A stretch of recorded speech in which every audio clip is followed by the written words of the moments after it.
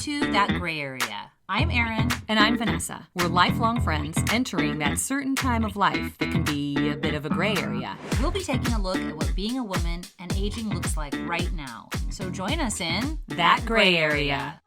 Welcome to our very first FlashCast, Erinn. FlashCast. A FlashCast, so you folks at home know, is a short little bonus podcast.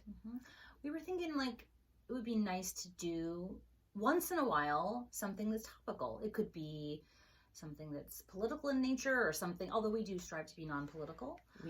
We work really hard to make sure that this show focuses on women, and no matter where your political beliefs fall or your religious beliefs fall, we want to be a safe space for you. Absolutely.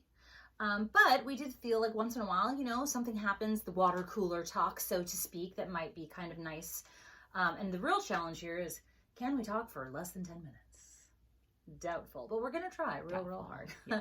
The idea is that these are short and sweet and Yes. don't require a lot of extra time on your part. Correct. And so today, Well, we are 2 days past the passing of Supreme Court Justice, the Notorious RBG. Ruth Bader Ginsburg. Rest in peace, sister. Rest in power, girl. Yes, after battling cancer, she was 87. Multiple cancers throughout her life. What a fighter. After surgeries and chemo and radiation, and she fell down the stairs and broke her ribs.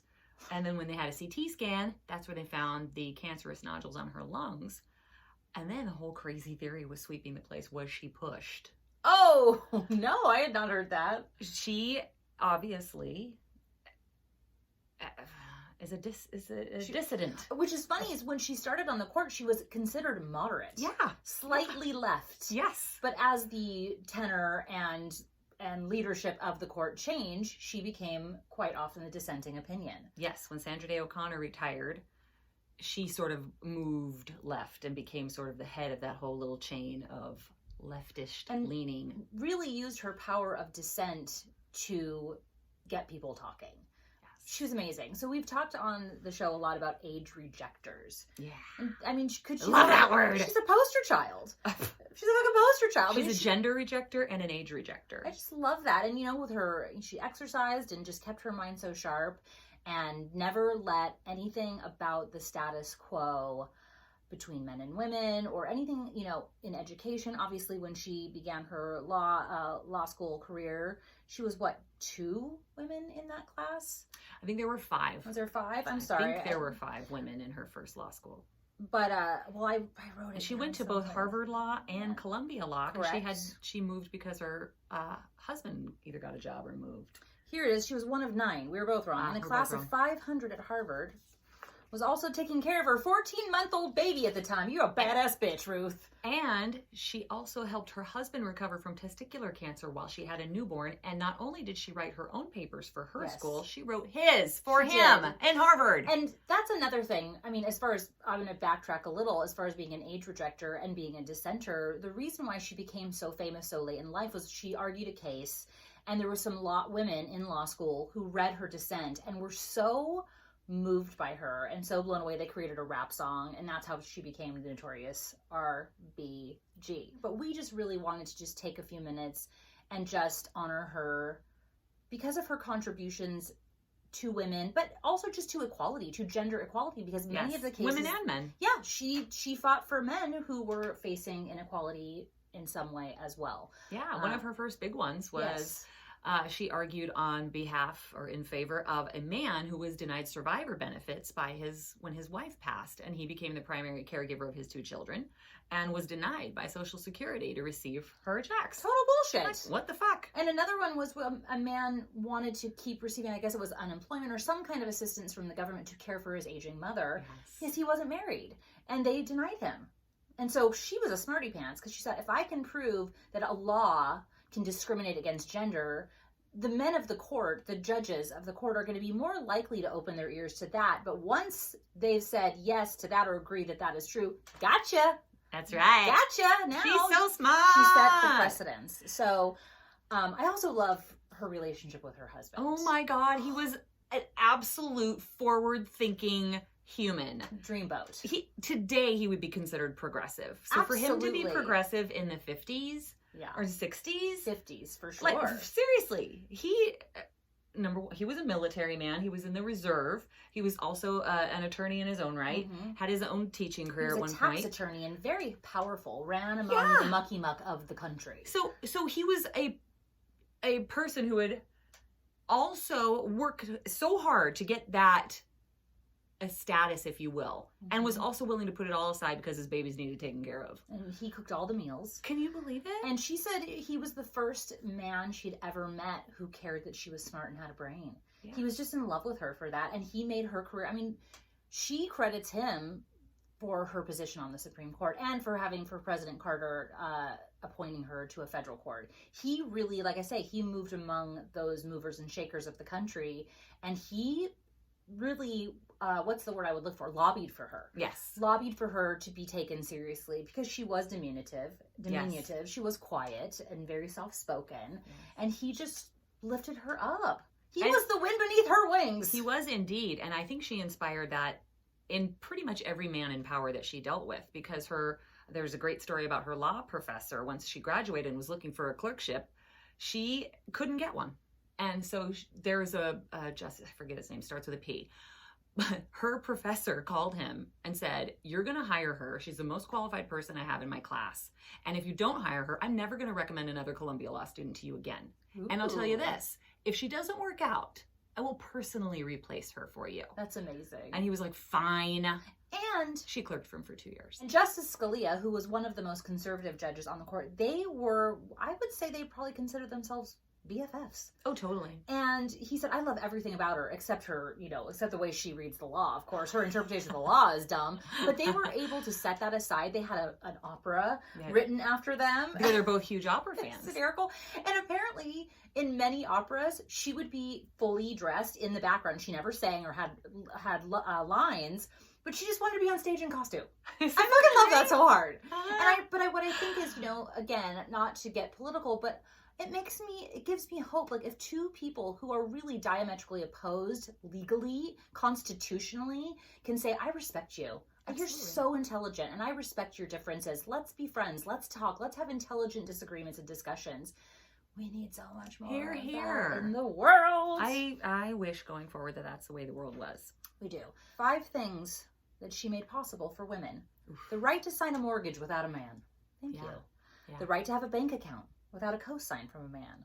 Yeah. The right to have a job without being discriminated due to your gender.